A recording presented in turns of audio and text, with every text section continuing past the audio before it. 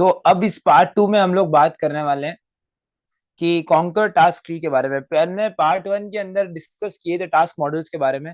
तो अब हम बात करने वाले हैं कॉन्कर टास्क ट्री। जिन्होंने पार्ट 1 देखिए, ऊपर लिंक फ्लैश हो रहा है, उसमें जाके आप पार्ट 1 देखिए, उसका एक सीक्वल, एक कंटिन्यूएशन है। तो कॉन्कर टास्क ट्री क्या चीज है? ये बेसिकली एक प्रोजेक्ट मैनेजमेंट टूल है जो कि आपको मदद करता है, ऑर्गेनाइजेशन की मदद करता है टास्क को मैनेज करने में और टास्क को ट्रैक करने में। ठीक है। अब होता क्या है गाइस, कोई भी अगर ऑर्गेनाइजेशन की मैं बात करूं, लाइक अगर एक एप्पल कंपनी की भी बारे में बात करूं, तो यहाँ पर भी क्या होता है, बहुत सारे टास्क होते हैं। एप्पल के पास भी बहुत सारे टास्क होते हैं, ठीक है। अलग अलग डिविजन होते हैं, लाइक स्मार्टफोन डिविजन होते हैं, ऐसे करके अलग अलग डिविजन होते हैं। तो कॉन्कर टास्क ट्री उसमें क्या मदद कर सकता है? ये एक प्रोजेक्ट मैनेजमेंट टूल है। सबसे पहले तो आपको कुछ मेजर वर्ड्स को पता होना चाहिए। ये प्रोजेक्ट मैनेजमेंट टूल है जो कि ऑर्गेनाइजेशंस को मदद करता है, ठीक है, टास्क को ट्रैक करने में एक तो मदद करता है, and second thing is it is help to manage. Task को मैनेज करने के लिए भी काम होता है, ठीक है। अब ये जो चीज है ये आपको समझ में आ सकती है। आप टास्क को एज अ प्रोजेक्ट से भी रिप्लेस कर सकते हो, प्रोजेक्ट्स को भी ट्रैक करने में और उसको मैनेज करने में काम आता है। इसका नाम है concur task tree, right. It allows user to create an assign task, set deadlines, track progress and collaborate with the team members. ये जो भी यूजर्स होते हैं उसको क्रिएट करना, असाइन करना, डेडलाइन सेट करना, ये भी एक मेजर प्रोजेक्ट मैनेजमेंट टूल के जो भी काम होते हैं, ठीक है। ट्रैक करना प्रोग्रेस को, टीम मेंबर्स के साथ कोलैबोरेट करना, उसमें ये चीज मदद करती है, राइट। अब मैं प्रॉपरली टास्क ट्री के बारे में अगर बात करें, तो task tree is just like a flow chart like structure, right.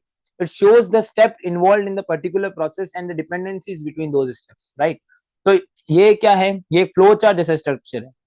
अभी आप कैसे बता सकते हो कि फ्लो चार्ट लाइक स्ट्रक्चर है? बिकॉज आपको जो वर्ड है task tree, it mean it is the T form. इस तरीके से किसी टी फॉर्म के अंदर भी ये चीज हो सकती है, ठीक है। तो बेसिकली क्या है, फ्लो चार्ट लाइक स्ट्रक्चर है जो कि क्या बताता है, steps involve in a particular process and dependencies between those, कि हर स्टेप के अंदर कितने स्टेप इन्वॉल्व, मतलब हर स्टेप के अंदर मतलब कोई भी एक काम है तो उसमें कितने स्टेप है। लाइक अगर मेरे को एक टी बनानी यानी चाय बनानी, ठीक है, तो चाय बनाने के लिए कितने सारे स्टेप्स होते हैं, राइट। तो जो भी स्टेप्स होते हैं और इनके बीच की जो डिपेंडेंसी होती है वो टास्क ट्री बताता है। टास्क की ट्रेन भी use to manage a variety of business processes including the travel expenses, reporting, invoicing and procurement. ये सारे इसके एग्जांपल है, इसका यूजेज है कि कहां पर आ सकता है। अब बात आती है डायलॉग डिजाइन की। तो डायलॉग डिजाइन क्या चीज है? Introduction of formalism in dialogue design. तो डायलॉग डिजाइन जो मेनली यूज होता है वो होता है as an interaction between two और मोर बीइंग्स और सिस्टम्स। यानी जब दो और दो से ज्यादा मेरे पास सिस्टम्स होते हैं तो उनके बीच का जो इंटरेक्शन होता है, ठीक है। लाइक अगर मेरे पास S1 है, एक S2 है, इनके बीच का जो इंटरेक्शन होता है वो डायलॉग डिजाइन का काम है, ठीक है। अब इसके तीन लेवल्स होते हैं, लेक्सिकल, सिंथेटिक और सिमेंटिक। लेक्सिकल फोकस करता है shape of the icon, actual की प्रेस्ड, ठीक है, इनके ऊपर। सिंटैक्टिकल जो है ये फोकस करता है order of inputs and outputs. और जो सिमेंटिक है ये बताता है कि इफेक्ट ऑफ डायलॉग, जो इंटरनल एप्लीकेशन है, इंटरनल डेटा है, उस पर उस डायलॉग का क्या इफेक्ट पड़ रहा है, ठीक है।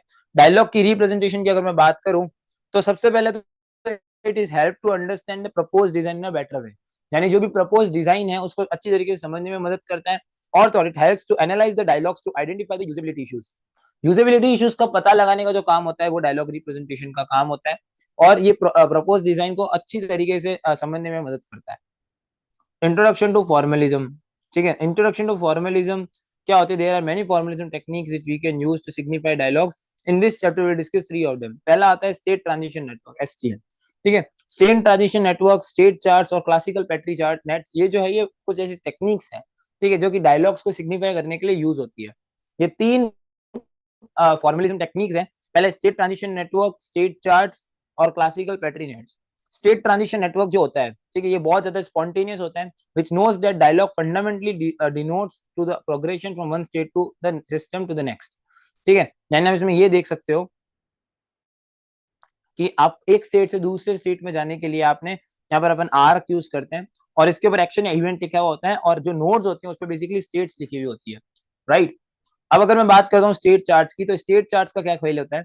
तो state charts represent the complex reactive system which extends the finite machines, handle concurrency and adds memory to the FSM, right. तो ये चीज होती है। It also simplifies the complex system representation like state chart. State charts में तीन चीजों के बारे में हम बात करते हैं, लाइक ऊपर आर्क और हमने जो नोड होती है उसके बारे में बात की थी। आर्क और सर्कल्स के बारे में, सर्कल स्टेट को डिनोट कर रहा था, और जो मेरा आर्क है वो रिलेशनशिप के बारे में, एक्शन और इवेंट के बारे में बात कर रहा था। यहीं पर अगर मैं स्टेट चार्ट की बात करूं, तो स्टेट चार्ट जो होता है इसमें 3 तरीके की स्टेट्स होती है first of all, right. Active state, basic state, super state.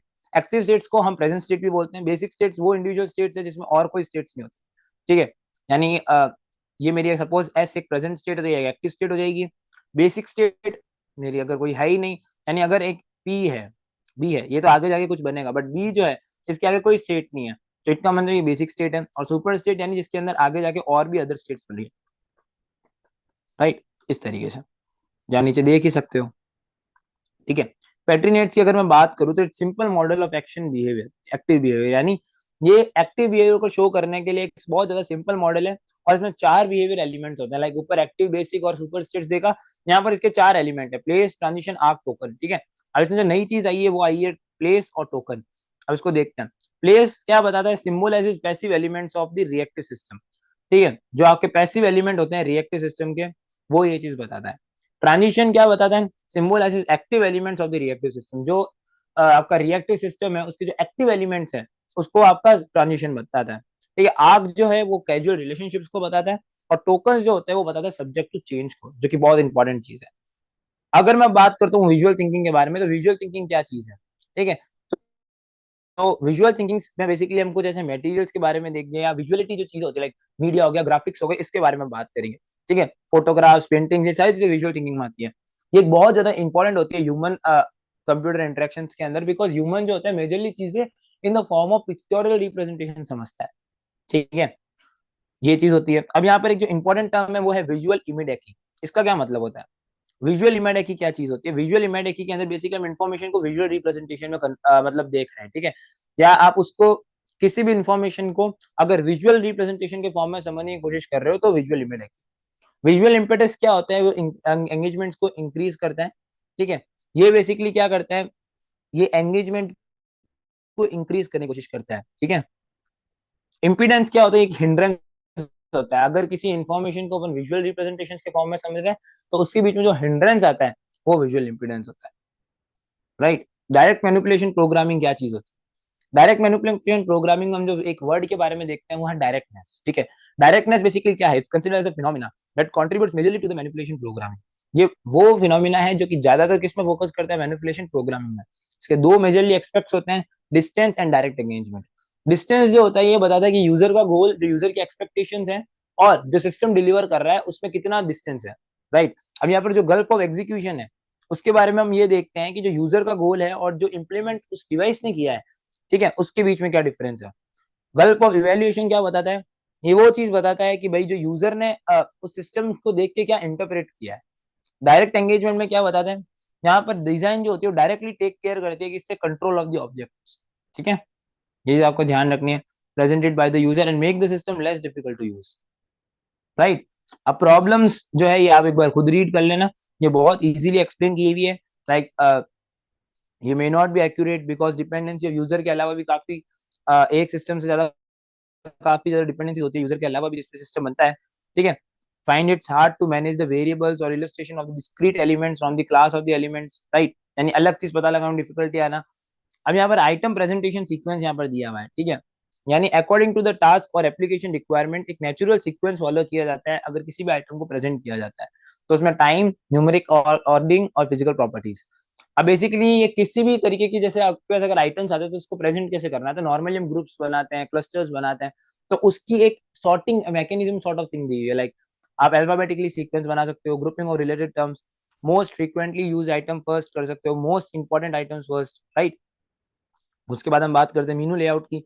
तो मीनू लेआउट में हम क्या बोलते हैं कि सारे जो भी menus हैं where they should be organized using task semantics, broad shallow should be preferred to narrow d, subtrees जो होता है उसको यूज करना, ठीक है, as titles. Item should be group meaningfully, item should be sequenced meaningfully, ये menu में आ जाता है। फॉर्म फील्ड डायलॉग्स में हम देखते हैं कैसे डेटा फील्ड्स को प्रॉपर्ली अप्रोप्रिएट बनाया जाता है, ठीक है। कंप्लीट इन्फॉर्मेशन विजिबल होनी चाहिए, डिस्प्ले जो होते हैं वो पेपर फॉर्म्स के ज्यादा थोड़े अच्छे होने चाहिए, समझ में आना चाहिए। Keyboard, tabs, keys, error correction method जिनसे यूजर फेमिलियर होना चाहिए, उनको पता होना चाहिए इनका इस फॉर्म से क्या इफेक्ट करने वाला है, राइट। टाइटल जो होता है वो मीनिंगफुल होना चाहिए, इंस्ट्रक्शन जो होता है वो कॉम्प्रहेंसिबल होना चाहिए, ठीक है। फील्ड जो होती है उसको लॉजिकली ग्रुप और सीक्वेंस करना चाहिए, फॉर्म जो होता है वो विजुअली अपीलिंग दिखना चाहिए, फेमिलियर फील्ड लेवल्स भी प्रोवाइड करे जाने चाहिए, ये चीजें होती है। अब यहाँ पर एक जो इंपॉर्टेंट नेक्स्ट टॉपिक है, ये लास्ट टॉपिक है इस पूरे पार्ट का, जो कि होने वाला है इंट्रोडक्शन टू सेल्युलर ऑटोमेटा। अब ये क्या है, मैथमेटिकल मॉडल है जो कि बेसिकली कॉम्प्लेक्स चीजों को मॉडल करने के लिए यूज होता है या कॉम्प्लेक्स प्रॉब्लम्स को सॉल्व करने की कोशिश करता है। ठीक है, ये कंप्यूटर साइंस में और कंप्यूटेशनल बायोलॉजी में मेजरली यूज होता है। ठीक है, कंप्यूटर साइंस और computational biology. In the human computer interaction cellular automata जो होता है ये मॉडल करने में काम आता है डिजाइन यूजर इंटरफेसेस, ठीक है, और इंटरफेस सिस्टम्स को, लाइक जो कॉम्प्लेक्स होते हैं ना डिजाइन यूजर इंटरफेसेस, उसको मॉडल करने के लिए काम आता है। जो इसका मेजर एडवांटेज है वो क्या है, it is ability to handle complex dynamic systems and its ability to handle large amount of data. ठीक है, ये चीज होती है particularly in the area where complex system data analysis are important. ठीक है, एक इसका मतलब ये भी समझ सकते हो कि जो ह्यूमन कॉग्निशन है जैसे पैरेलल प्रोसेसिंग हो गया, इन चीजों के लिए भी यूज होता है। आजकल पैरेलल प्रोसेसिंग के लिए एक मुझे नई लैंग्वेज चाहिए, उसको जाके एक्सप्लोर जरूर करना।